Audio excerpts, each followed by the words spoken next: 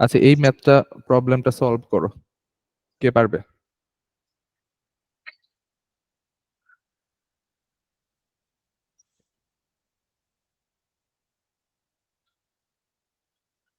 হাত তোলার দরকার নেই, বলো। হ্যাঁ, শাকিল বলো। স্যার সলভ করে বলতেছি। আচ্ছা, সলভ করে বলো সবাই অ্যান্সার কত হবে। ইন্দ্রনীল করো, নাজিহা চেষ্টা করো। স্যার এটা তো গ্যাসের সূত্র। গ্যাস বাইর করতে এলজি গ্যাসের বাইর করতে ঘনত্ব বাইর করতে হ্যাঁ, বলছেন। এই যে ঘনত্ব কত, হ্যাঁ করো।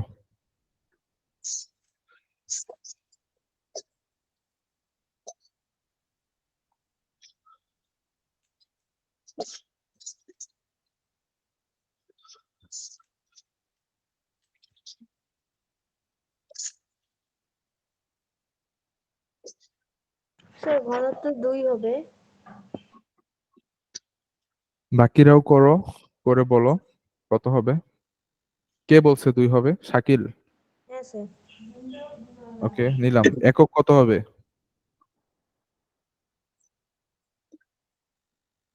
ইন্দ্রনীল বলো কত হবে। নাজিহা বলো। 2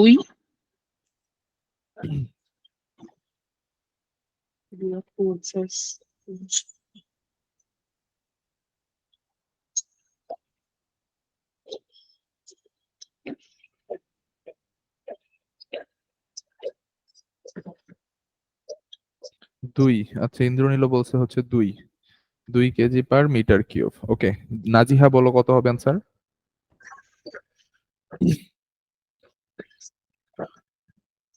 আমরা কি বুঝতে পেরেছি এটা কিভাবে করতে হবে? ঘনত্বের হ্যাঁ সূত্রটা কি? ঘনত্ব সমান রো সমান সমান কি হবে? এম ডিভাইডেড বাই ভি, তাই না? এম মানে হচ্ছে ভর। তো ভর কত দেওয়া আছে এখানে? 22 কেজি। ওকে, আর ঘনত্ব কত দেওয়া আছে? 11 মিটার কিউব। সো কত হবে? এই যে 22 দিয়ে কাটলে 2 থাকে না, হচ্ছে 2 হবে। 2 কেজি পার মিটার কিউব। ওকে, সবাই বুঝতে পেরেছো এটা? হ্যাঁ স্যার। তো হচ্ছে আমরা হচ্ছে ঘনত্বের পরে হচ্ছে চলে যাই আজকে আমাদের পদার্থের। আমাদের হচ্ছে আমি একটু বইটা তোমাদের দেখাই কতটুকু পর্যন্ত পড়া হয়েছে।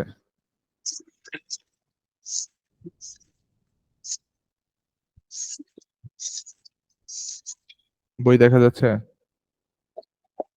হ্যাঁ।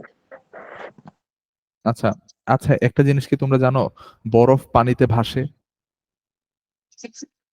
জি স্যার। বরফ যে পানিতে ভাসে তা কি জানো? জি স্যার। হ্যাঁ স্যার। কেন ভাসে বলো তো? আয়তন কম তাই। আয়তন বেশি, বরফের আয়তন বেশি, ভর কম। বুঝতে পারছো? দেখো ঘনত্ব, এই যে দেখো বরফের ঘনত্ব কত কত? 0.92। হ্যাঁ, 0.92। আর পানির ঘনত্ব কত দেখো, ওয়াটারের ঘনত্ব কত? 1, তাই না? So, 1 বড় নাকি 0.92 বড়, কোনটা বড়? বড়। 1 বড় না? হ্যাঁ স্যার। তাহলে যার ঘনত্ব বেশি তার ও ভরও বেশি হবে। বুঝতে পারছো? যার ঘনত্ব বেশি তার ভর বেশি, আর ভর যদি বেশি হয় তার মানে কি? ধরো হচ্ছে তুমি বাতাসের ভিতরে যদি একটা লোহার বস্তু ছাড়ো, বাতাস উপরে উঠবে নাকি লোহার বস্তু নিচে নামবে? লোহার বস্তুটা নিচে পড়ে যাবে না? আবার পানিতে যদি কম ভরের একটা বস্তুকে রাখো, যেমন এই কাঠের টুকরাটাকে রাখছো, তখন কাঠের টুকরাটা কি হয়? ভেসে থাকে, কারণ কাঠের টুকরার হচ্ছে ভর কম পানির ভরের তুলনায়, এই কারণে ভেসে থাকে। এই কারণে হচ্ছে বরফ, যেহেতু হচ্ছে আয়তন বেশি বাট ভর কম, এই কারণে হচ্ছে ভেসে থাকে বরফ পানিতে। কার কনফিউশন আছে বলো। হ্যাঁ, নাজিহা বলো।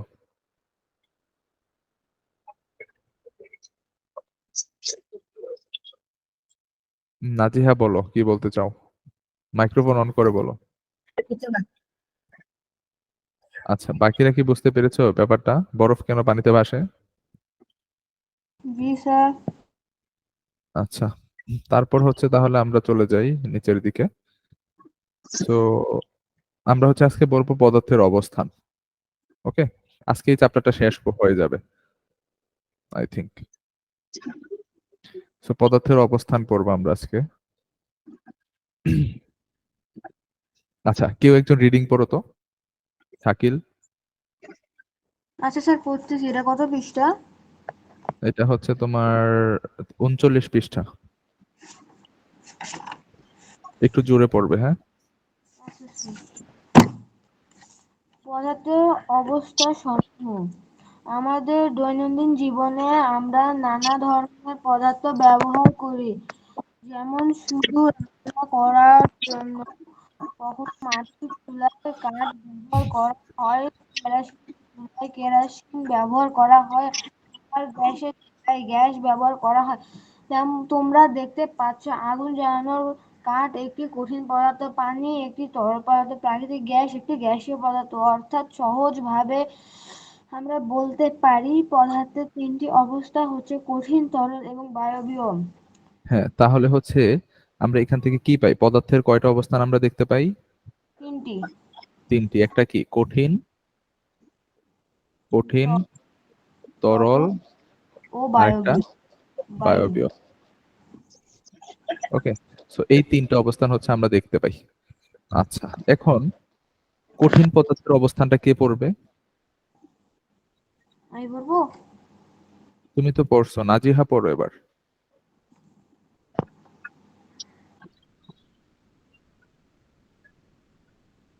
নাজিহা, কি আমার কথা শুনতে পাচ্ছ? কঠিন, জি স্যার। হ্যাঁ, পড়ো পড়ো, তুমি এই দুইটাই কঠিন পড়ো। অবস্থা এবং কঠিন অবস্থা এবং কঠিন পদার্থের বৈশিষ্ট্য। তোমরা তোমাদের চারপাশে নানা রকম কঠিন পদার্থ দেখেছো, কাজেই তোমরা নিশ্চয়ই লক্ষ্য করেছো একটি কঠিন বস্তুর আয়তনের পরিবর্তন হয় না এবং তার আকারেরও পরিবর্তন হয় না। যেহেতু বস্তুটি কঠিন, তাই তার আকারের পরিবর্তন করতে হলে সেটার উপর নানা ধরনের বল প্রয়োগ করতে হয়। তরল অবস্থা ওকে, এবং তরলের আচ্ছা আচ্ছা, বৈশিষ্ট্য। এবার হচ্ছে আমি একটু দেখাই, বলি যে হচ্ছে কঠিন বস্তু কি অনেক শক্ত হয় না? ঠিক না? হ্যাঁ স্যার। কঠিন বস্তু হচ্ছে শক্ত হয়, যার কারণে এটারে যদি হচ্ছে তুমি বাঁকা করতে চাও, সাপোজ হচ্ছে একটা লোহার টুকরা আছে, হ্যাঁ, লোহার টুকরা, এটা কি কঠিন পদার্থ না? এটাকে যদি তুমি বাঁকা করতে চাও অনেক বেশি বল প্রয়োগ করতে হবে, ঠিক না? But at the same time তোমার যদি হচ্ছে পানি হয়, তরল পদার্থ হয়, তাহলে এটাকে তুমি হচ্ছে এই যে আলাদা করতে বা হচ্ছে একটা শেপ দিতে, অন্য একটা আকার দিতে তোমার কি অনেক কম বল খরচ হবে। তাই বলছে যে যেহেতু বস্তুটি কঠিন, তাই তার আকার পরিবর্তন করতে সেটার উপর কি প্রয়োগ করতে হবে? আমাদের বল প্রয়োগ করতে হবে, ঠিক না? এই জায়গাটা ইন্দ্রনীল পড়ো।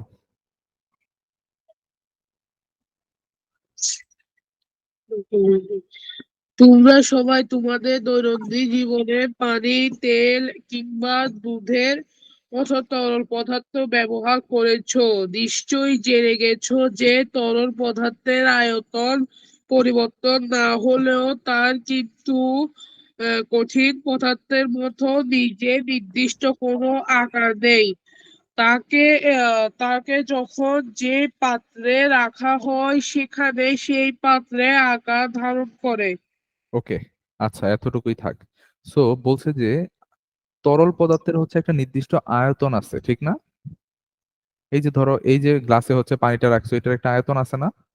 ধরো হচ্ছে 250 ml, মিলিলিটার আর কি, 250 মিলিলিটার পানি এখানে আছে। আর এখানে ধরো হচ্ছে তোমার কত ধরবে, এখানে 200 মিলিলিটার আছে সাপোজ ধরো, হ্যাঁ। সো এই যে আয়তনটা, এই পানিটাকে যদি তুমি আরেকটা গ্লাসে হচ্ছে শিফট করো, তাহলে হচ্ছে এটার আয়তন কতই থাকবে? 250 মিলিলিটার না? বা হচ্ছে 200 মিলিলিটার থাকবে না? বুঝতে পারতেছো বিষয়টা? আচ্ছা, আরেকটু ভেঙে বুঝাই।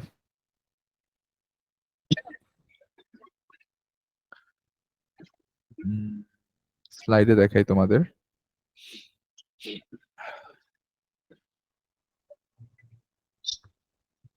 আচ্ছা দেখো, ধরো এইখানে হচ্ছে একটা গ্লাসে হচ্ছে, বা হচ্ছে ধরো একটা ওই যে পেপসির বোতলগুলো আছে না, আমরা যে সফট ড্রিঙ্কস খাই, ধরো এরকম একটা বোতলে হচ্ছে এটা হচ্ছে একটা 250 ml এর, হ্যাঁ, ধরো কি নিবে এটা, 250 ml এর মজু, ঠিক আছে, 250 ml এর মজু নিছো তুমি এখন। তো এই মজুটাকে যদি তুমি একটা গ্লাসে নাও, ঠিক আছে, গ্লাসে নিছো এবার ফুল মজুটারে, তাহলে গ্লাসে হচ্ছে এতটুকু হয়েছে। এখন তুমি বলো তো এখানেও কত থাকবে, 250 ml থাকবে না মজুর পরিমাণ? সবাই কি কথা বুঝতেছো? জি স্যার। রেসপন্স করো মাইক্রোফোন অন করে। জি স্যার। এটা হচ্ছে 250 ml, হ্যাঁ 250 ml মজুকে যদি তুমি অন্য আরেকটা পাত্রে নাও, তাহলে এটা কি 250 ml থাকবে, তাই না? কিন্তু দেখো এবার হচ্ছে তুমি এরকম একটা পাত্রে নিছো, সাপোজ ধরো এইরকম শেপের হচ্ছে একটা পাত্রে নিছো, ধর এরকম শেপের একটা পাত্রে হচ্ছে তুমি এই মজুটাকেই হচ্ছে নিছো। তো এইখানেও 250 ml মজুই আছে, ঠিক আছে, 250 ml মজুই আছে এখানেও। কিন্তু এবার এটা শেপটা দেখো তো কিরকম, আগেরটার মতো কি আছে? এটার সাথে কি মিলে? মিলে না, তাই না? সো এটার তুমি হচ্ছে তরল পদার্থের আয়তন আয়তন ঠিক রেখে তুমি কি পরিবর্তন করতে পারবা? তার আকার পরিবর্তন করতে পারবা। আকার পরিবর্তন করা যায়। বুঝতে পারছো? সবাই ক্লিয়ার? জি স্যার। জি জি স্যার। ওকে। এবার হচ্ছে আমরা হচ্ছে আবার বইয়ে যাই। ওকে, এবার গ্যাসীয় পদার্থটা পড়ো তো কেউ একজন, শাকিল পড়ো।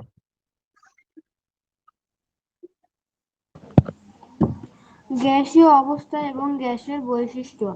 আমাদের চারপাশে বাতাস, সেই বাতাসে আমরা নিঃশ্বাস প্রশ্বাস নেই। অনেক গাড়ি প্রাকৃতিক গ্যাস বা সিএনজি চালানো হয়। কেটলিতে পানি ফুটানো হলে সেখান থেকে বাষ্প বের হয়। এই সময় এই সবই হচ্ছে বায়বীয় বা গ্যাসীয় পদার্থের উদাহরণ। কঠিন এবং তরল দুই ধরনের পদার্থেরই আয়তন নির্দিষ্ট থাকে, কিন্তু গ্যাসের জন্য সেটা সঠিক নয়। নির্দিষ্ট পরিমাণ গ্যাস একটা ছোট পাত্রে রাখা হলে সেটি সাথে সাথে সারা পাত্রে ছড়িয়ে পড়ে আর আয়তন হয় পাত্রটির সমান। আবার সেই একই পরিমাণ গ্যাস একটি বড় পাত্রে রাখা হলে সেটি সাথে সাথে ছোট পাত্রে ছড়িয়ে পড়বে, তার আয়তন হবে বড় পাত্রের সমান। হুম, এখন এখানে হচ্ছে একটা ইম্পর্টেন্ট কনসেপ্ট, যেটা হচ্ছে তোমাদের হচ্ছে বলবো এখন, এটা খুব মনোযোগ দিয়ে শুনবে এবং বোঝার চেষ্টা করবে, ঠিক আছে? তরল পদার্থ, তরল বা কঠিন পদার্থকে, হ্যাঁ, সংকুচন করা যায় না।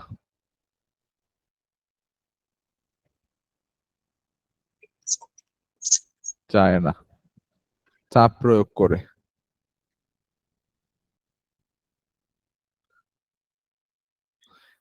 এই কথাটা বুঝতে পারছো? তরল বা কঠিন পদার্থ যদি থাকে, হ্যাঁ, সাপোজ তোমার কাছে হচ্ছে এরকম একটা পাত্রে হচ্ছে এই যে লোহা আছে এখানে, লোহা, এখন তুমি যদি এখান দিয়ে চাপ দাও, ঠিক আছে,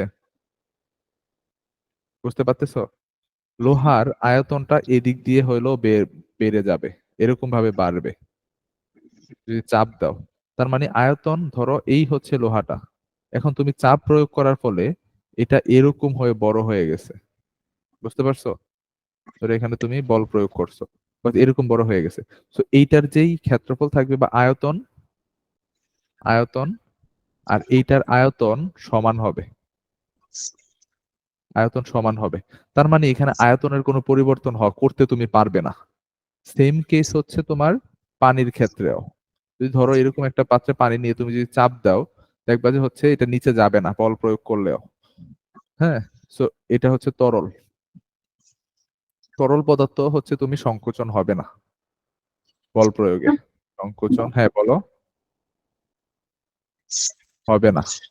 but at the same time তুমি যদি হচ্ছে একটা গ্যাসীয় পদার্থ নাও, সাপোজ তুমি হচ্ছে এই যে বেলুন নিছো, হ্যাঁ, বেলুন যদি নাও, তাহলে দেখো যে বাতাসটা হচ্ছে বেলুনের ভিতরে আছে, এগুলা কি কম্প্রেস অবস্থায় আছে। নরমালি হচ্ছে বাতাস বড় জায়গায় ছিল, এখন তুমি একটা ছোট এই যে এরকম একটা জায়গায় হচ্ছে বাতাস গুলাকে ঢুকাইছো, তখন কি থাকবে? এগুলা সংকোচন অবস্থায় থাকবে, সংকোচন। তারপর হচ্ছে গ্যাস সিলিন্ডার দেখছো কখনো? গ্যাস সিলিন্ডারেও হচ্ছে তোমার গ্যাসকে হচ্ছে সংকুচিত করে ঢুকানো হয়, যার কারণে ছোট একটা ছিদ্র যদি পায়, সে একদম স্পিডে বের হওয়া শুরু করে। তারপর হচ্ছে ওই যে দেখছো না, তোমার হচ্ছে পারফিউমের বোতল, পারফিউমের বোতল কি হয়, একবার যদি হচ্ছে আমরা ক্লিক করি, তখন কি হয়, সজোরে বের হওয়া শুরু হয় না পারফিউম? দেখছো হ্যাঁ। পারফিউমের বোতলটা তো দেখার কথা। সো এইটাও হচ্ছে অনেক প্রেসার দিয়ে হচ্ছে গ্যাসটাকে সংকোচন করে রাখা হয় এই জায়গায়, যার কারণে ছোট একটা ছিদ্র পাইলেই হচ্ছে ওরা বের হওয়া শুরু করে। ওকে, সো এগুলা হচ্ছে নর্মাল গ্যাসের হচ্ছে উদাহরণ, যে গ্যাসের হচ্ছে কি নির্দিষ্ট আয়তন নেই। তুমি যদি হচ্ছে ধরো এইখানে যে গ্যাসগুলা আছে, হ্যাঁ, এই গ্যাসগুলা ধরো অনেক ভাবে হচ্ছে এই যে দেখো অনেক ঘন ঘন হচ্ছে গ্যাসের অণুগুলো আছে।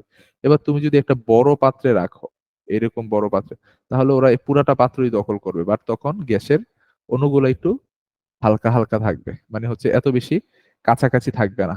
এবার যদি তুমি আরো বড় পাত্র নাও, তখনও হচ্ছে ওরা এরকম দূরে দূরে থাকবে, বাট পুরাটা জুড়েই হচ্ছে থাকবে। এই কারণে হচ্ছে গ্যাসের কি নেই, গ্যাসের নির্দিষ্ট আয়তন নেই, গ্যাসের নির্দিষ্ট আয়তন নেই। ওকে, সবাই বুঝতে পেরেছো এটা? জি স্যার। ঘুমাইতেছো কে কে বলো? কেউ না স্যার, আমি ঘুমাইনি, ওরা জানি না।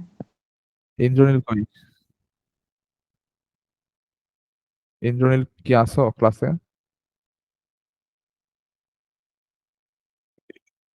ইন্দ্রনীল ঘুমায় গেছে ক্লাসে। আচ্ছা, ইন্দ্রনীল বলো তো কঠিন, তরল ও গ্যাসের ব্যবহার।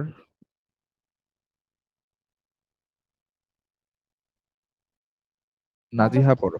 কেমন করে বলবে? কঠিন তরল ও গ্যাসের ব্যবহার। কঠিন তরল এবং গ্যাসের বৈশিষ্ট্যসমূহ আলাদা হওয়ায় তাদেরকে ভিন্ন ভিন্ন কাজে ব্যবহার করা হয়। কঠিন পদার্থের কিছু ব্যবহার। কঠিন পদার্থসমূহ দৃঢ় হওয়ায় সব সময় একই থাকে, দৃঢ় মানে কি? যার শক্ত, ফলে ঠিক না? এদেরকে মজবুত। দৃঢ় মানে হচ্ছে শক্ত বা মজবুত, হ্যাঁ। তারপর পড়ো। যার ফলে এদেরকে বাড়িঘর, যন্ত্রপাতি, জাহাজ, নৌকা ইত্যাদি তৈরিতে ব্যবহার করা হয়। হ্যাঁ, তাহলে হচ্ছে যদি তরল বলে কঠিন পদার্থের ব্যবহার লেখো, তখন তোমরা কি লিখে দেবে? যে কঠিন পদার্থ কি? এক খুবই দৃঢ় বস্তু পদার্থ, যার কারণে আমরা ঘর বাড়ি তৈরি করতে, নৌকা তৈরি করতে, জাহাজ, দালান কোঠা, যন্ত্রপাতি ইত্যাদি তৈরি করতে আমরা কি ব্যবহার করি? কঠিন পদার্থ ব্যবহার করি। ওকে, তারপর হচ্ছে তরল পদার্থ, এটা শাকিল পড়ো। তরল পদার্থের ব্যবহার। তরল পদার্থ মাইক্রোফোনটা যেমন একটু কাছে নিয়ে পড়ো, তাহলে ক্লিয়ার শোনা যাবে। তরল পদার্থ যেমন পানি এবং তেল আমাদের প্রত্যহ জীবনে খুব বেশি প্রয়োজনে ব্যবহার হয়। পানি সাধারণত তরল অবস্থায় পাওয়া যায়। দিঘি, নদী, পুকুর, খাল, নালা, সমুদ্রে তরল পানি দেখতে পাওয়া যায়।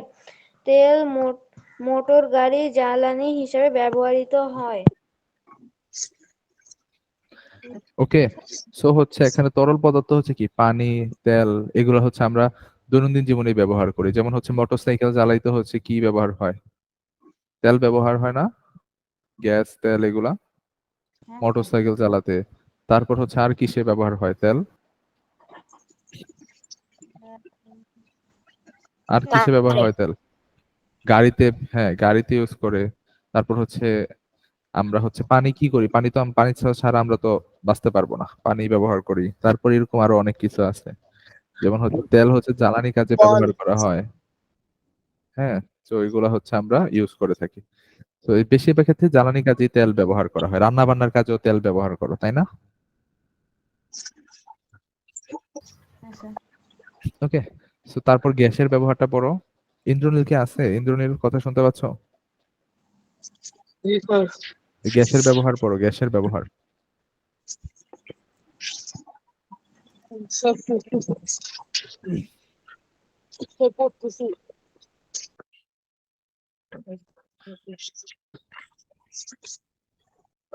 গ্যাসীয় সমূহকে বিভিন্ন কাজে ব্যবহার করা হয়, যেমন অক্সিজেন গ্যাস চিকিৎসার কাজে ব্যবহৃত হয়। কার্বন যে die oxygen oxide gas cylinder দেখছো আগুন না? নেভানোর।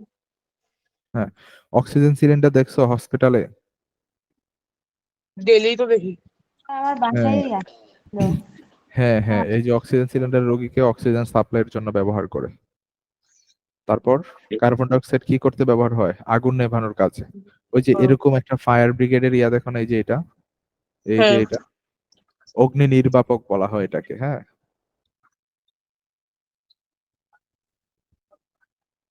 তো এইটা হচ্ছে, এটাতে কার্বন ডাই থাকে, কার্বন ডাই অক্সাইড থাকে, কার্বন ডাই অক্সাইডের পাউডার থাকে, যেটা হচ্ছে আগুন নিভাতে সাহায্য করে। এছাড়াও পরো, এছাড়াও বাতাসের সাহায্য, আহ, ফুটবল ফুলানোর গ্যাসেরও একটি ব্যবহার। হ্যাঁ ফুটবল ফোলানো, বেলুন ফোলানো। তারপর আমরা যে হচ্ছে শ্বাস প্রশ্বাস গ্রহণ করি, শ্বাস প্রশ্বাসে আমরা কি গ্রহণ করি বলতো? অক্সিজেন। অক্সিজেন গ্রহণ করি, কার্বন ডাই অক্সাইড ছাড়ি, তাই না? হ্যাঁ। তো এগুলো হচ্ছে বাতাস। তো গ্যাসীয় পদার্থের ব্যবহারগুলো লিখতে পারবো না পরীক্ষায় আসলে? ইনশাআল্লাহ পারবো। এবার হচ্ছে পদার্থের ভৌত ও রাসায়নিক পরিবর্তন দেখবো আমরা। প্রবলেম সলভিং ক্লাসে কে জানি ইন্দ্রনীল আরো কয়েকজন হচ্ছে এখান থেকে কোশ্চেন করেছিলে, সো এটা হচ্ছে আমরা আজকে ক্লিয়ার হবো। হ্যাঁ স্যার এখানে, এটা আমি কোশ্চেন করছিলাম। হ্যাঁ হ্যাঁ পড়া শুরু করো তো। আরো কার কি ডাউট আছে তাও জিজ্ঞাসা করতে পারো। স্যার আমি বুঝে গেছি ওই দিকটা। আচ্ছা পড়ো, এখন রিডিং পড়ো একটু। আমি স্যার পড়তেছি। স্বাভাবিকভাবে প্রাকৃতিক উপায়ে অনেক পদার্থের অবস্থান পরিবর্তন হয়, আবার আমরা আমাদের প্রয়োজনে কৃত্রিম উপায়ে পদার্থের পরিবর্তন করি। পদার্থের পরিবর্তন দুই প্রকার: ভৌত পরিবর্তন ও রাসায়নিক পরিবর্তন। নাম শুনেই বুঝতে পারছো, ভৌত পরিবর্তন একটি পদার্থের ভৌত বা বাহ্যিক বৈশিষ্ট্যকে প্রভাবিত করে, এবং একটি রাসায়নিক পরিবর্তন তার রাসায়নিক বৈশিষ্ট্যকে প্রভাবিত প্রভাবিত প্রবাহিত না, প্রভাবিত। প্রভাবিত করে। হ্যাঁ আহ, প্রভাবিত মানে কি যা বলো তো? প্রভাব বিস্তার করে আর কি। ভৌত পরিবর্তন সাধারণত উভয়মুখী হয় হয় যেমন কোনো বস্তুকে গরম করে উত্তপ্ত করে রাখা, আবার শীতল করে আগের অবস্থান ফিরিয়ে আনা। হ্যাঁ, রাসায়নিক এই জায়গাটা পরিবর্তন একটু আমি বলি। আচ্ছা, ভৌত যে পরিবর্তনটা, হ্যাঁ ভৌত পরিবর্তন, ভৌত পরিবর্তন হচ্ছে উভয়মুখী। উভয়মুখী জিনিসটা হচ্ছে এরকম, তুমি যদি একটা বস্তুকে তাপ প্রয়োগ করে গরম করো, হ্যাঁ গরম করো, তাহলে কিছুক্ষণ যদি রেখে দাও ওই বস্তুটা আবার কি হয়ে যাবে? ঠান্ডা হয়ে যাবে। তো ঠান্ডা থেকে গরম, গরম থেকে ঠান্ডা, যদি তুমি বা পরিষ্কার বলতেছি যে পরিবর্তন করতে পারো তাপমাত্রা, তাহলে এটাকে বলা হবে ভৌত পরিবর্তন। আবার ধরো হচ্ছে তোমার কাছে এরকম একটা বড় লোহার টুকরা ছিল, হ্যাঁ এখন তুমি এটাকে ভেঙে দুইটা টুকরা করছো, তাহলে এটা ভৌত পরিবর্তন। কারণ তুমি এই দুইটা টুকরাকে যদি আবার একসাথে জোড়া লাগাও, তাহলে তুমি আবার আগের বড় লোহার টুকরাটা ফিরে পাবে, তাই না? সো যে পরিবর্তনে পদার্থের সম্পূর্ণ পরিবর্তন হয় না এবং আগের অবস্থায় ফিরে যাওয়া যায় তাকে আমরা কি পরিবর্তন বলবো? ভৌত পরিবর্তন। ভৌত পরিবর্তন। সো সংখ্যাটা চাইলে লিখে রাখতে পারো। ওকে, তারপর পড়ো। রাসায়নিক পরিবর্তনগুলো কোনো কোনো বিশেষ ক্ষেত্রে উভয়মুখী হলেও সাধারণ একমুখী হয়ে থাকে। হ্যাঁ, আর রাসায়নিক পরিবর্তন দেখো, কার্বন ছিল, এটার সাথে তুমি অক্সিজেন যোগ করছো, করে হচ্ছে কার্বন ডাই অক্সাইড করছো। হ্যাঁ, এটা কিন্তু আর ফিরে আবার কার্বন আর অক্সিজেন তৈরি করে না। সো এটা হচ্ছে একটা রাসায়নিক পরিবর্তন। বুঝতে পারছো? জি স্যার। হ্যাঁ স্যার। বাকিরা বুঝতে পারছো? জি স্যার। ওকে, রাসায়নিক পরিবর্তন হচ্ছে একমুখী, এই যে লেখা আছে একমুখী। এবার হচ্ছে ভৌত পরিবর্তনটা পড়ো, নাজিহা পড়ো। ভৌত পরিবর্তন। একটি ভৌত পরিবর্তন একটি পদার্থকে মৌলিকভাবে ভিন্ন পদার্থে পরিণত করে না। উদাহরণস্বরূপ, কিছু ফলের করার পদ্ধতিতে দুটি বাহ্যিক পরিবর্তন জড়িত। তা হলো প্রতিটি ফলের আকৃতির পরিবর্তন এবং ফলের বিভিন্ন টুকরো একসাথে মিশ্রিত হওয়া। কারণ ফলগুলির উপাদানগুলোর মিশ্রণের সময় কোনো রাসায়নিক পরিবর্তন হয়। উদাহরণস্বরূপ বলা যায়, পানি এবং ফলের ভিটামিন অপরিবর্তিত থাকে। কাটা, ছিঁড়ে ফেলা, পিষে ফেলা এবং মিশ্রিত করা হলো ভৌত পরিবর্তন। হ্যাঁ, তারপর রাসায়নিক পরিবর্তনটা একজন পড়ো। শাকিল পড়ো। স্যার, রাসায়নিক পরিবর্তন। রাসায়নিক পরিবর্তনের ফলে একটি পদার্থ তার উপাদানগুলি গঠনের পরিবর্তনের মাধ্যমে সম্পূর্ণরূপে নতুন একটি পদার্থ হয়। রাসায়নিক পরিবর্তন রাসায়নিক বিক্রিয়া হিসেবেও পরিচিত। পচানো, পোড়ানো, রান্না করা এবং মরিচা ধরা হলো আরো কয়েক ধরনের পরিবর্তন, কারণ তারা এমন পদার্থ তৈরি করে যা সম্পূর্ণ নতুন রাসায়নিক পদার্থ। পোড়ালে ছাই কার্বন ডাই অক্সাইড এবং পানিতে পরিণত হয়। বুঝতে পারছো এটা? কে কে বুঝতে পারোনি বলো। আর একটু ভালো করে বুঝিয়ে দিলে, মানে এই রাসায়নিক পরিবর্তন ভালো করে বুঝিয়ে দিলে। তো রাসায়নিক পরিবর্তনটা হচ্ছে তোমার একটা পদার্থ থেকে আরেকটা পদার্থের সম্পূর্ণ পরিবর্তন। ওকে, সম্পূর্ণভাবে হচ্ছে পরিবর্তন হয়ে যায় রাসায়নিক পদার্থের ক্ষেত্রে, নতুন আরেকটা পদার্থ তৈরি করে ফেলে। হ্যাঁ, রাসায়নিক পরিবর্তনে যেমন দেখো, আগুন, কাঠ পুড়ে কি হয়? ছাই হয়, তাই না? কাঠকে তুমি পোড়াও, তাহলে এটা কি হবে? ছাই হবে না? হ্যাঁ। এখন ছাইকে যদি তুমি আবার ঠান্ডা করো, তুমি কি আর কাঠ ফেরত পাবে? না। সিমিলারলি আরেকটা জিনিস দেখাই, যেমন হচ্ছে ধরো, এই যে এইখান থেকে যদি তুমি একটা কি পাও, লাইট জ্বালাও, লাইটের সাথে যদি কানেক্ট করো, তাহলে লাইটটা জ্বলবে, ঠিক না? হ্যাঁ স্যার। এখন লাইটটা জ্বলছে, তো একটা সময় কি করবে? ব্যাটারি চার্জ শেষ হয়ে যাবে, ঠিক না? এখন দেখো, তুমি হচ্ছে লাইটটা যখন জ্বলছে তখন যদি চার্জ শেষ হয়, তাহলে লাইটটা যখন মানে বন্ধ বা অফ অবস্থায় তুমি কানেক্ট করবে, তখন কি ব্যাটারিটা চার্জ হওয়ার কথা ছিল না? কিন্তু এখানে কি চার্জ হয় না? তার মানে পূর্বের অবস্থায় আর ফিরে আসতেছে না, পূর্বের অবস্থায় ফিরে আসতেছে না। এই কারণে এটা হচ্ছে কি রাসায়নিক পরিবর্তন। তারপরে এই যে আলপিনটা দেখো, আলপিনটা যদি তুমি রেখে দাও, এটা মরিচা পড়ে যাবে, মরিচা পড়ে যাবে, উপরে হচ্ছে কি হবে? একটা দাগ লেয়ার পড়বে। এখন এটা হচ্ছে তুমি যদি যত্ন সহকারে রাখো, এই দাগটা কি নিজে নিজে চলে যাবে? না স্যার। না, যাবে না। তো এইগুলা হচ্ছে আমাদের রাসায়নিক পরিবর্তন, যে একবার হলে ওইটা হচ্ছে নিজে নিজে আবার আগের অবস্থায় ফেরত যাবে না। হ্যাঁ, তারপর দেখো, এই যে ডিমকে যদি তুমি তাপ দাও তাহলে হচ্ছে কি হবে? ডিম ভাজি হয়ে যাবে না, ডিম ফ্রাই।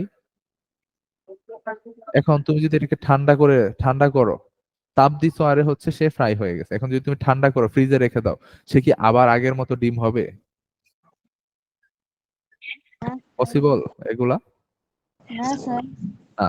তো যেগুলা হচ্ছে সম্পূর্ণরূপে পরিবর্তন হয়ে গেছে আর পূর্বের অবস্থায় ফেরার কোনো চান্স নাই, ওইগুলাই হচ্ছে রাসায়নিক পরিবর্তন। বুঝতে পারছো? জি স্যার। আচ্ছা, সো আমরা যদি এটা বুঝে থাকি তারপরে হচ্ছে আমাদের চ্যাপ্টার তো শেষ। জি স্যার। এবার বলো, এই ফুল চ্যাপ্টারে কার কোথায় হচ্ছে ডাউট আছে? তোমরা একটু বইটা পড়ো, পড়ে হচ্ছে দেখো কার কোথায় প্রবলেম আছে। আমরা ওই প্রবলেম গুলো স্পেসিফিক্যালি সলভ করব। যদি ম্যাথে কারো প্রবলেম থাকে, ম্যাথ প্রবলেম আরো প্র্যাকটিস দেব। তাড়াতাড়ি হচ্ছে আমাকে একটু জানাও, ওকে?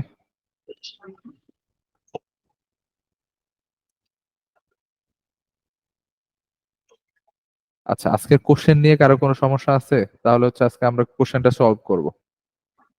আমার নেই স্যার।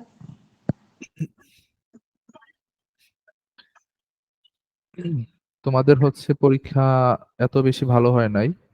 আমরা হচ্ছে দেখি আজকে কোশ্চেনটা হচ্ছে একটু আলোচনা করি, ওকে? তারপর হচ্ছে ছুটি তোমাদের। সো দেখো, আমি কোশ্চেনটা হচ্ছে নেই। সবাই কি কোশ্চেন দেখতে পাচ্ছো? দেখা যায় হ্যাঁ। কোশ্চেনটা? দেখা যাচ্ছে? জি আচ্ছা, প্রথম, হ্যাঁ, এই যে প্রথম কোশ্চেনটা দেখো, 1 নাম্বারটা। কি বলা আছে এখানে? নিচের কোনটি পদার্থ? বলো তো কোনটি পদার্থ? আলো কি পদার্থ? না স্যার। তাপ কি না পদার্থ? শক্তি কি পদার্থ? শব্দ? না স্যার। এগুলা হচ্ছে সবগুলা শক্তি, শক্তি বা এনার্জি, এনার্জি। হ্যাঁ, কিন্তু পদার্থ না।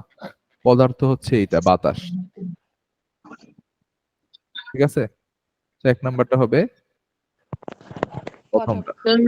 নাম্বার বাতাস 5 নাম্বারের প্রশ্ন আছে। ওকে, তারপর হচ্ছে 2 নাম্বারটা দেখো, ভরের আন্তর্জাতিক একক কোনটি? কেজি। কেজি। ওকে, কেজি বা হচ্ছে কিলোগ্রাম, কিলোগ্রাম। ওকে, জি স্যার। আচ্ছা। তারপর তারপর যদি আমরা 3 নাম্বারে যাই, 3 নাম্বারে কি দেওয়া আছে? আন্তর্জাতিক আয়তনের আন্তর্জাতিক একক কোনটা? বলো তো আয়তনের আন্তর্জাতিক একক কোনটা? ঘনমিটার। হ্যাঁ, ঘনমিটার। ঘনমিটার মানে হচ্ছে কি হবে? মিটার কিউব আর কি, এটারে আমরা ঘনমিটার বলি। ঠিক আছে? বা এই যে মিটার কিউব, এটাকে আমরা ঘনমিটার বলি।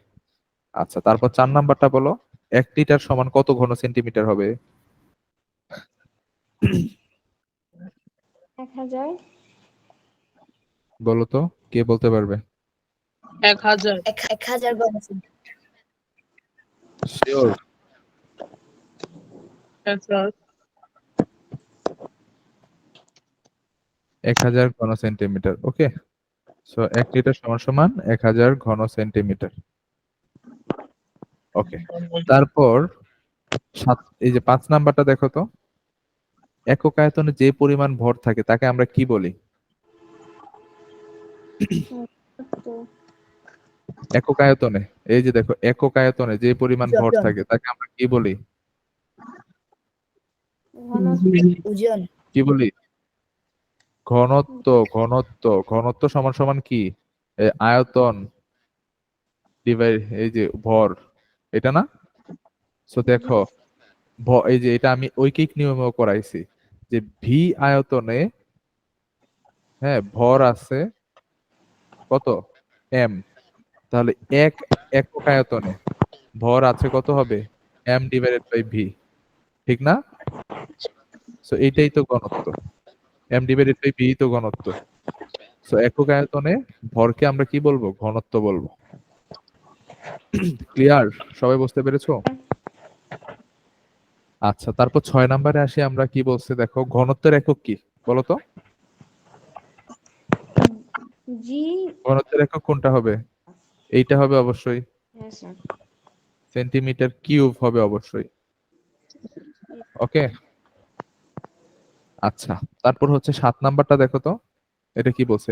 একটি বস্তুর ভর, এই যে ভর দেওয়া আছে 10 কেজি, আয়তন দেওয়া আছে, আয়তন ভি 50 মিটার কিউব, মানে ঘন মিটার মানে মিটার কিউব। তাহলে আচ্ছা, এইখানে হচ্ছে একটু ভুল হয়েছে, এটা ঘনত্ব হবে। হ্যাঁ, ঘনত্ব কত এটা তুই বলো নাই কেউ।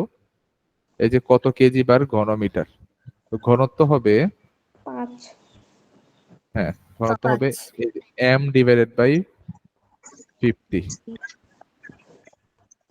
এই যে এটা মেবি ভুল আছে। হ্যাঁ, এইটা মেবি হচ্ছে 50 হবে। আচ্ছা, এই কোশ্চেনটা হচ্ছে তোমাদের বোনাস মার্ক দিয়ে দেবো, সমস্যা নাই। এই যে এইটা হচ্ছে 10 হবে আর এটা 50 হবে, সেটা উপরে হচ্ছে তোমার 50, নিচে হচ্ছে 10, তার মানে হচ্ছে কত হবে? 5 হবে, তাই না? 5 ঘন বাই মিটার কিউব। ওকে, 8 নাম্বারটা দেখো তো, ঘনত্বের সূত্র কোনটি? কোনটা ঘনত্বের সূত্র? m divided by v। প্রথমটা, rho is equal to M divided by V, এই যে প্রথমটা। তারপর 9 নাম্বারটা বলো। একটি লোহার টুকরার ভর হচ্ছে 2 কেজি, আয়তন 5 ঘন মিটার, তাহলে ঘনত্ব কত? ঘনত্ব সমান সমান কি? M divided, 2.5। না 2.5 না, এটাও একটু ভুল আছে। এটা এটা এখানে 5 হবে, এখানে 2 হবে। দুইটা কোশ্চেন একটু ভুল হয়েছে। তাহলে হচ্ছে কত হবে এটা? তাও কি ঠিক আছে? 5 ডিভাইডেড বাই 2, তার মানে কত হবে? 2.5, ঠিক না? জি স্যার। হ্যাঁ, এটা হচ্ছে এই যে চেঞ্জ হয়ে গেছে জাস্ট, এটা তোমরা 2.5 দিছই, দিলেই হচ্ছে অ্যান্সার সঠিক দেখাবে। ওকে, আচ্ছা, তারপর হচ্ছে 10 নাম্বারটা বলো। 10 নাম্বারটা, 10 নাম্বারে ভর দেওয়া আছে, ঘনত্ব দেওয়া আছে, বলছে আয়তন বের করতে। দেখো, rho is equal M divided by V না? জি sir. V is equal to কি হবে? এম ডিভাইডেড বাই রো, ঠিক কিনা? এই যে জি চেঞ্জ করি, কে কে এখন আসছে? আরে ফাহিম স্যার, কে? ফাহিম? ফাহিম স্যার। ও আচ্ছা, স্যার। আচ্ছা আচ্ছা, দেখো এটা কি বুঝতে পারতেছো? জি স্যার। এটা যে এক্সচেঞ্জ হয়েছে কিভাবে, এটা বুঝতে পারছো নাকি ভেঙে দেখাবো? আচ্ছা, ভেঙে দেখাই, দেখো। এই যে রো আর হচ্ছে ভি, ঠিক আছে? তো এটা কি হবে? এই রো আর ভি যদি তুমি মাল্টিপ্লাই করো, rho V is equal to M, এইটা হবে। সেখান থেকে আমরা ভি বের করবো, এর মানে ভি কে রেখে এই যে এটা ওই রোটাকে ওই পাশে পাঠিয়ে দেবো, তাহলে এটা চলে আসবে। তো এম কত ছিল? 10, আর ঘনত্ব কত? 2, তাহলে কত আসবে? 5, 5 ঘন মিটার। তো এইটা হচ্ছে অ্যান্সার 5, এই যে 5। বুঝতে পারছো? ডাউট আছে আর কারো কোনো? না স্যার। স্যার কে পরীক্ষায় কত মার্কস পেয়েছে? এটা তো তোমাদের সাথে সাথে শো করে দিছে, দেখো নাই?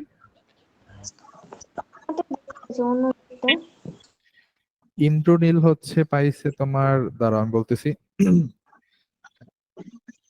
স্যার আমি বলে দিই, তোমারটা তুমি তো জানো, কত পাইছো তুমি? 9।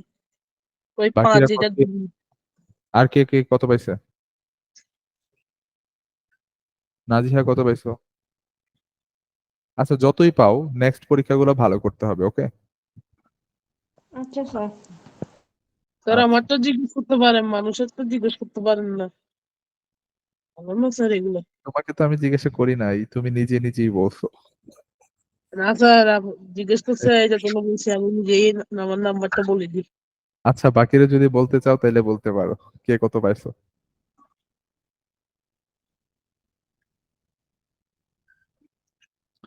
কেউ বলতে চায় না, তুমি হাইস্ট মার্ক পাইছো আই গেস। ওকে, আচ্ছা যাই না স্যার, আমার উপরে অনেক কেউ পাইতে পারে, বিশ্বাস নেই। আচ্ছা যাই আচ্ছা, হোক। ঠিক আছে। তো আজকের ক্লাস এতটুকুই। তোমরা যদি হচ্ছে কারো কোনো প্রবলেম থাকে তাহলে বলতে পারো, এই চ্যাপ্টার পর্যন্ত। নেক্সট দিনে কিন্তু এখান থেকে পরীক্ষার কোশ্চেন হবে, ম্যাথ কিন্তু থাকবে, এরকম ঘনত্বের ম্যাথ কিন্তু থাকবে পরের এক্সামেও। স্যার এখন কি ডেইলি পরীক্ষা হবে? হ্যাঁ, ডেইলি পরীক্ষা হবে। ও আচ্ছা। এরকম এমসিকিউ টাইপের 10টা এমসিকিউ থাকবে, অ্যান্সার করে দিবে জাস্ট শেষ। আর এগুলো অনেক ইজি হবে, যেগুলো ম্যাথ করাইছি আমি ওইখান থেকে। তো ম্যাথ তো তোমরা পারছো, জাস্ট হচ্ছে তোমাদের কনসেপচুয়াল কিছু মিস্টেক হয়েছে মেবি। হ্যাঁ, এসব ম্যাথ করাইছি। জিনিস পারছি, ম্যাথ। আচ্ছা ঠিক আছে। নাজিহার কি প্রবলেম বলো, তোমাদের এক একজনের প্রবলেম শুনি। নাজিহা বলো, আজকে হচ্ছে পরীক্ষাতে কোথায় হচ্ছে তুমি সাফার করছো, যে হচ্ছে এই জিনিসটা আমার প্রবলেম হয়েছে, আর একটু ভালো করলে ভালো হইতো, বলো তো মালিহা, নাজিহা। স্যার আমার প্রশ্নটা আবার বের করতে হবে। প্রশ্নটা আবার দেখাবো। এই যে প্রশ্ন হচ্ছে এটা,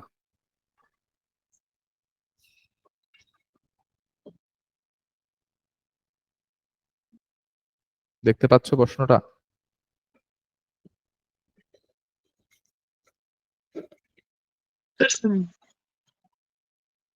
প্রশ্ন কি দেখতে পাচ্ছ?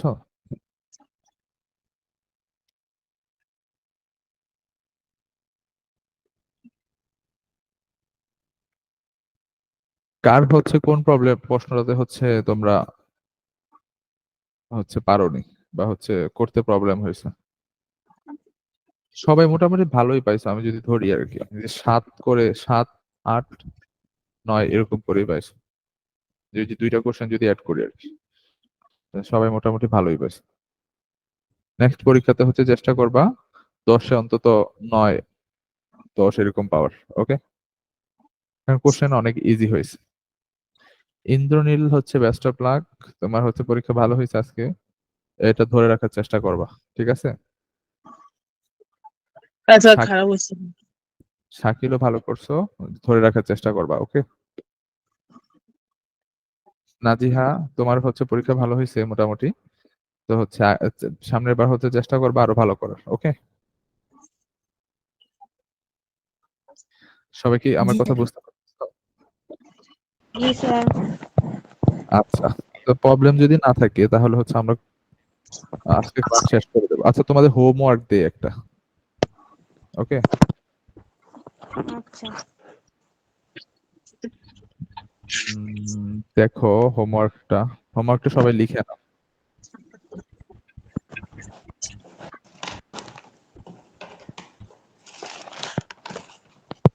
এটা কিন্তু করে গ্রুপে সাবমিট করে দিবে, আচ্ছা অথবা হচ্ছে ওই যে ই স্কুলি তোমার সফটওয়্যারে বা হচ্ছে ওয়েবসাইটে হচ্ছে আমাকে পাঠিয়ে দিতে পারো। একটি কি নেওয়া যায় বলো তো, একটি 100 কেজি ভরের 100 কেজি ভরের গোলাকার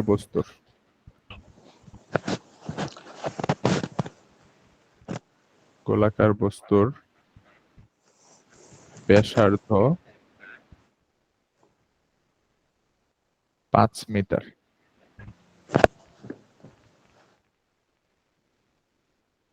হলে তার ঘনত্ব কত? এটা হচ্ছে তোমরা, এটা হচ্ছে টাস্ক। যদি পারো, ইফ ইউ ক্যান, তাহলে ইউ আর ব্রিলিয়ান্ট। এটা যদি পারো তাহলে তুমি সত্যি হচ্ছে মানে পড়ালেখা করো, বা হচ্ছে ওই রকম সম্পর্কে আইডিয়া আছে যদি এটা পারো। এটা নট ম্যান্ডেটরি, এটা হচ্ছে স্যার, করতেই হবে এমন না। হ্যাঁ বলো। গোলাকার বস্তুর পরে কি লিখছেন? গোলাকার বস্তুর ব্যাসার্ধ, ব্যাসার্ধ এই যে এইটা ব্যাসার্ধ 5 মিটার, তার ঘনত্ব কত? এটা হচ্ছে তোমার নট নেসেসারি যে হচ্ছে পারতেই হবে, এটা হচ্ছে একটু কঠিন করে দিছি আমি। আচ্ছা, এরপরে হচ্ছে আরো দুই একটা ইজি দেই।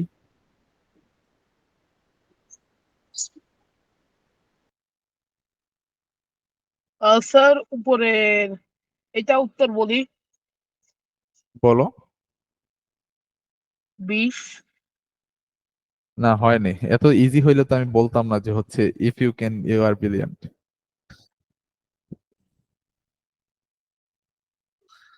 এটা হচ্ছে তোমরা বড়দের সাহায্য নিতে পারো,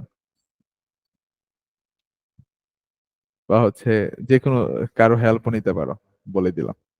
এটা তোমরা নিজেরা পারার কথা না, এটা নেক্সট ক্লাসে হচ্ছে সলভ করাবো। নেক্সট ক্লাসে হচ্ছে সলভ করাবো। এটা হচ্ছে তোমাদের এই উইকেট, যে পারবে সে ব্রিলিয়ান্ট। আচ্ছা, তারপর একটি 50 কেজি ভরের বস্তুর ঘনত্ব দেওয়া আছে 5 কেজি পার মিটার কিউব, তাহলে এর আয়তন কত?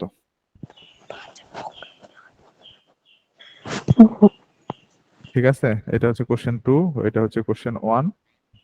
আরেকটা দেই, কোশ্চেন 3। একটি ঘনকের এক বাহুর দৈর্ঘ্য 5 মিটার এবং এর ভর, স্যার কি লিখছেন, একটি ঘনকের না কি লিখছেন? হ্যাঁ ঘনকের, ঘনকের। ঘনক মানে চিনো? না স্যার। ঘনক মানে হচ্ছে একটা বক্স, এরকম একটা বক্স। এই যে দেখো, এইটা হচ্ছে একটা ঘনক যার দৈর্ঘ্য, প্রস্থ, উচ্চতা সমান। বুঝছি। এইটাও হচ্ছে একটা টাস্ক টু ঘনকের। আচ্ছা দাঁড়াও, এক সেকেন্ড দেখি আমি। ওই চলে গেল।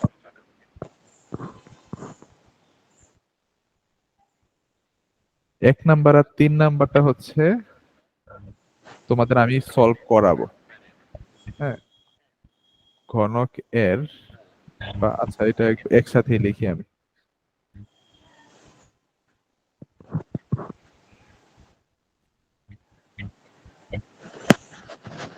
ঘনকের, ঠিক আছে, এবং এর ভর হচ্ছে আমি দিলাম 75 কেজি। তাহলে তার আয়তন কত, সরি ঘনত্ব কত? ঠিক আছে, এই তিনটা, এইটাও হচ্ছে আমি নেক্সট ক্লাসে সলভ করাবো। এটা হচ্ছে তোমরা পারার কথা না, আর যদি পারো তাহলে তো বললামই, পারলে ইউ আর ব্রিলিয়ান্ট। ব্রিলিয়ান্ট।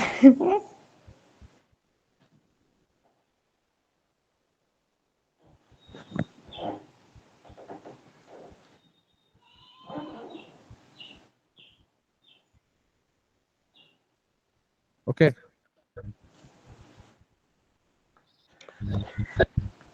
সবাই কি ক্লিয়ার? জি স্যার। স্ক্রিনশট নিয়ে নাও বা হচ্ছে ছবি তুলে নাও। এই যে আমি বাকি সবকিছু পরিষ্কার করে দিতেছি। লিখে নিয়ে আসি স্যার। ঠিক আছে।